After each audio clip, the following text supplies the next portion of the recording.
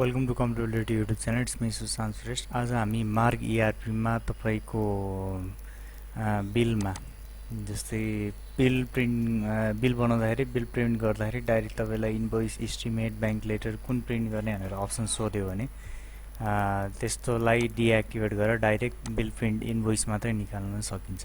जस्तै इक्जाम्पलको लागि यहाँ एउटा मैले कुनै बिल बनाएँ, अहिलेको लागि पार्टी 1 मा एउटा बिल बनाएँ।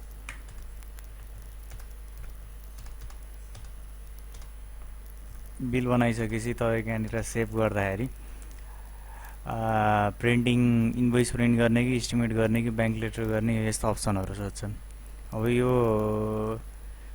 तपाईको अब यसरी गर्दा नि हुन्छ, तपाईले इन्भोइसमा क्लिक गरेर अनि फेरि बिल इन्टर गरेर गर्दा नि हुन्छ, तर यस्तो गर्दाखेरि बिलिङमा चाहिँ अलिकति ढिलो हुन्छ। त्यही भएर यसलाई डाइरेक्ट बिलमा राख्दा नि भयो, स्क्याप गरिदिने। मास्टरमा गएर मार्क सेटअपमा जाने, यहाँनिर कन्ट्रोल रुममा जाने। कन्ट्रोल रुममा गएपछि सर्टकट यति दानी भयो, इन्टर गर्दा नि भयो। यहाँनिर तपाईले सर्च गर्नु पर्यो बिल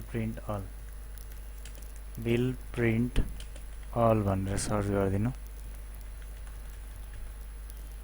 यदि सर्च माथिपट्टि यहाँनिर छ, यो ए मा छ, यसलाई तपाई राख्नुस् बी मा राखिदिनुस् है, बिलमा राखिदिनुस्। यति गरेर स्क्याप गरेर यस गरिदिनु। तपाईले नयाँ बिल बनाउँदाखेरि अब